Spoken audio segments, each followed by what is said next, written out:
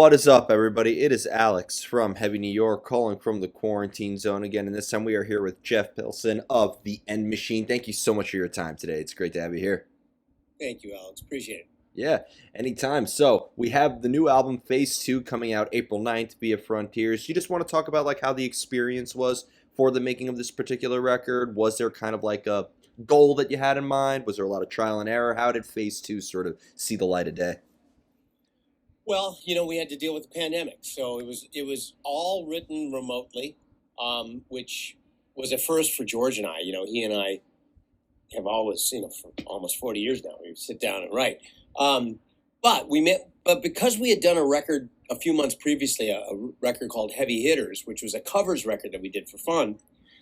Because we had done that and we did that all remotely, we kind of had, we had some momentum on the remote recording thing. And there's a program where I can run George's studio. So I would run his studio and then we'd talk on Skype. And, it's not ideal, but it's pretty damn close. And we were able to write, the fact is we can read each other's minds a lot. So no damn pandemic's going to get in the way of that. But we even wrote a lot of the lyric stuff with Robert remotely on Zoom. So it was an interesting process, but overall, very rewarding. Felt very focused. Felt like we were all very in the right headspace for it, and just really happy with the results. Yeah. So, is it almost fair to say that Phase 2 is almost kind of like a happy accident? You record this covers album, and then you have these new ideas coming out for this. Did it almost seem like the End Machine ended up taking a path that you and George never expected or anything like that? Well, I don't know about musically as much as procedurally. Procedurally, it was definitely not something I would have expected.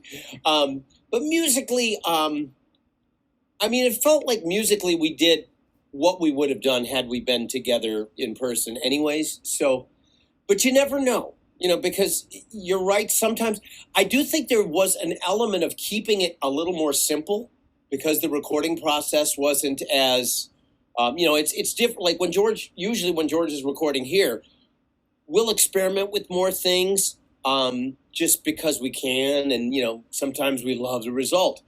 Probably did less of that because, George was in his studio and I was running Pro Tools, but, he'd have to hook stuff up. So we kind of had a set of gear that we went to and things. So it was probably less experimentation, but in some ways that was good because it kind of kept us more simple and focused, I think.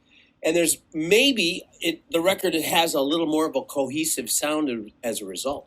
I couldn't agree with you more. I feel like people who like The Rising could appreciate We Walk Alone, could appreciate Scars, could appreciate Born of Fire. It almost seems like that. I feel like anybody who enjoys this album, the hardest part is going to be being able to find a favorite song because they all work very well together. You know what I mean? Oh, well, thank you. That's a good goal. Yeah. And one thing I'm always curious about is with the End Machine being that you and George, you're all very prolific artists and you played with too many bands to even name, but was maybe the End Machine the idea was maybe to combine your previous efforts into one project? Do you think that maybe the other bands you were involved with influenced this sound, or was the End Machine kind of you and everybody stepping into uncharted territory? Yeah, perhaps a little bit of, George and I always joke because we've done, so many different projects together that are it's kind of the same thing every time as far as the George and my chemistry. There's that aspect that's very much the same, even though Robert brings a very different personality and color to the whole thing. But it is, George and I both would like to think that the End Machine could kind of be our home for that kind of thing. And so, yeah, maybe we are kind of consolidating all the projects into this. We're not going to find a better singer. We're not going to, not going to find a better guitar player. A million better bass players, but not as nice as me. So, well, so I don't know. It's kind of a dream band, which is very cool. Maybe you and George could make a sitcom together, like the Rock sitcom. I feel like maybe you two could be like Bill and Ted, but more fun to watch. At least in my...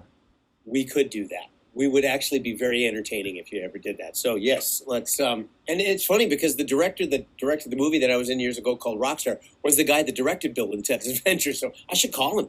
Yeah, let's do that. Like, I really think that this could be like Bill and Ted, like a modern day Bill and Ted, because you know you've been around the world and back together. You're in all these different bands, and I've talked to this with every artist. When you write music together, you learn there's a chemistry that's involved. You develop and you learn from each other, and it really is like it is like creating art together is almost like creating a child together, and like in a way. So like in a sense, yeah. Yeah. And like, so, you know, it would be interesting. I could either see it being like a comedy, like a really like Bill and Ted, or being a real drama sort of show. We would lean towards comedy, believe me. Yeah. Or horror. You never know.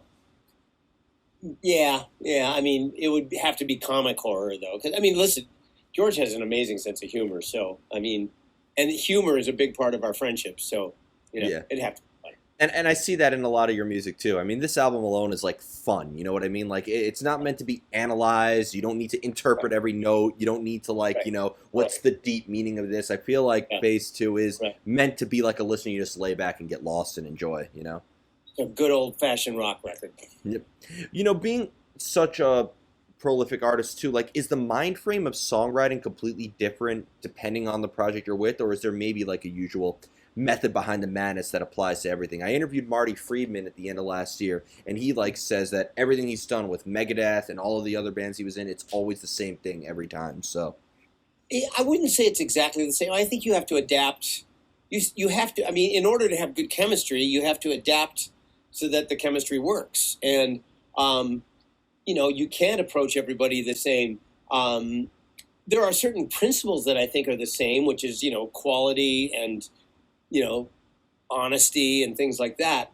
But you know, but other writers have different strengths. So I think it's important to adapt to that.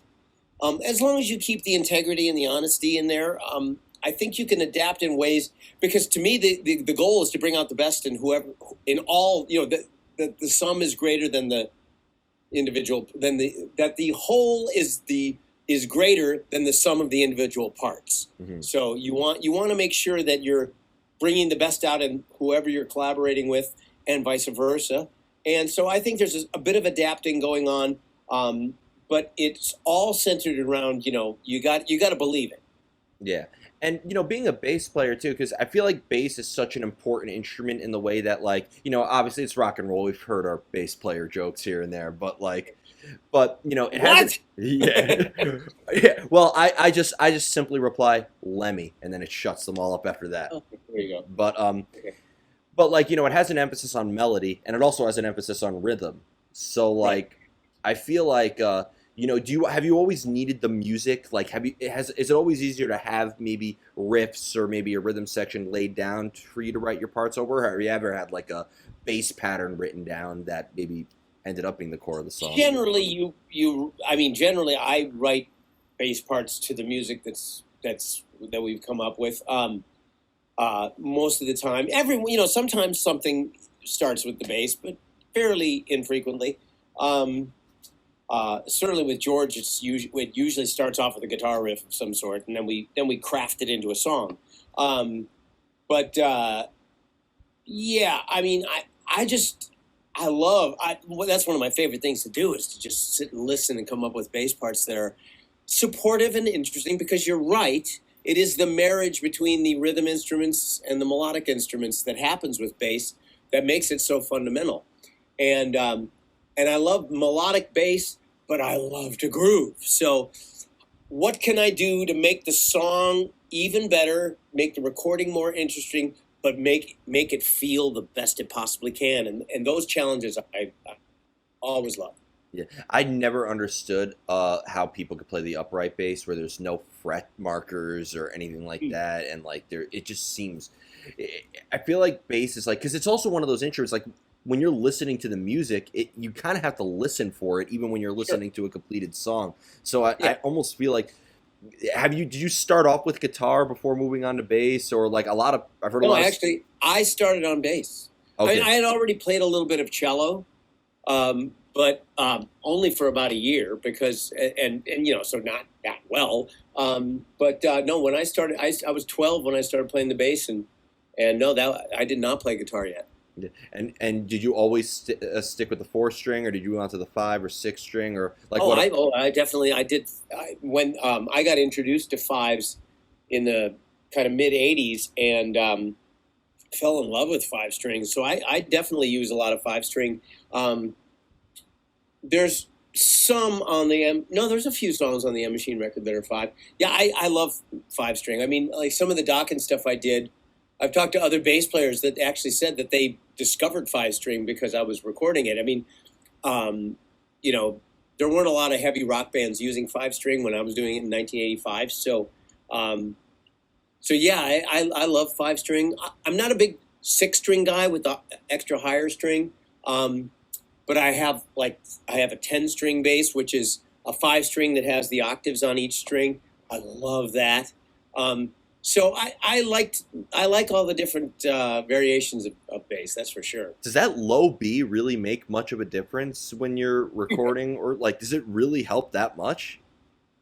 Well, it does Yeah. that, and which is why some engineers don't like it because it's so low and it kind of freaks them out. But I just think that sound, especially now that modern equipment can handle low end, I think it's why not fill it up with all that big low end. Yeah, with what I work in pro audio for like a living, so like all the stuff that they're innovating Oh, there you nowadays. go. Yeah, like and like how they're saying now even digital is starting to sound just as good as analog, which is debatable for a lot of It's people. debatable, but it'll eventually happen. I mean, they're making improvements all the time, and if you have the right front end on your digital, which is a warm analog front end, then it stays that way. That's the beautiful thing. Yeah, and simplicity is what people tend to gravitate towards nowadays as Mhm. well. So if there's less wires running across your floor and you don't have to lose sleep at night, if you're shipping out a compressor and you don't have to worry about the tube shattering or something like that. Yeah, Yeah, yeah. I'm looking at all those Marshalls in the background and those are all tube based. I'm like, Yes, they are. yeah, I mean, And if you also look, I have Ampex 351 tape machine. That's tube based. I have that Pultec EQ up there. That's from 1953. That's tube based. I got an L8 2A down there. That's tube. So lots of good tube stuff. yeah, yeah. I mean, I'm just always terrified transferring those things. You know what I mean? Yeah. Now, when it comes to like getting that inspiration to write, like we talked a lot about the technical aspect, but I like the artistic aspect of it. Do you almost kind of like look for inspiration when it comes to writing the music, or does inspiration sometimes just strike out of the blue, like an idea pops when you least expect it? Musically, I get little ideas and sing into my phone all the time, and or run out into the studio and pick up a guitar and lay something down. I mean, I do that all the time. As far as lyrical ideas, lyrics, that's a whole different thing. I mean, you kind of got to get into a headspace. I mean, sometimes I'll think of a subject matter kind of thing, but most often for me with lyrics, the way that works best for me is if I have a musical idea.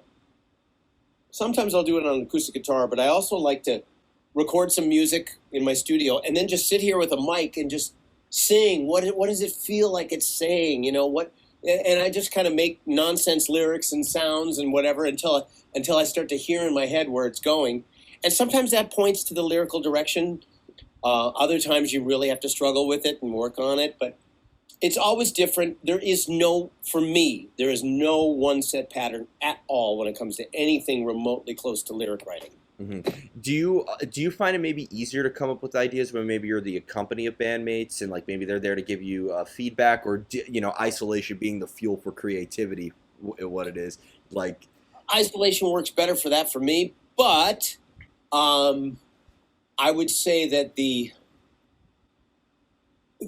feedback of working with others is a very fertile environment, and if there's a general idea and then we get together in a group, we can refine it and maybe spark other ideas out of that are really, really important. And that's one thing I love. And that's when I mean, a lot of the lyrics on this record were started like that between George and Robert and I were on Zoom calls. You know, we would just go back and forth with ideas. And a lot of times then when we came up with something, Robert would take it away and write, you know, the verses or whatever.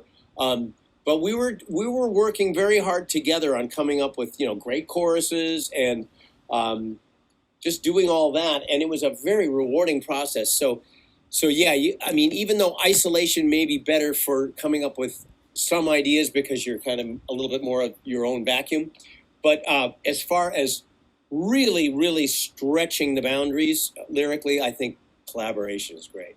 Yeah, and being that you also have the rhythmic element, going back to what you mentioned about lyrics, see, being that you have such a rhythmic background, you avoid that terrible tragedy of songwriting where you have like the best lyrics ever, but then they're always like one syllable over like every arrangement or something like that, and they don't fit. Yeah, well, you know that also goes down to experience and usually letting your gut tell you what's the right thing, you know, for the right part. It's just got to feel good. It's got to flow right. It's, you know, there's all sorts of things that you come to know as a writer that give you the heads up when it's right.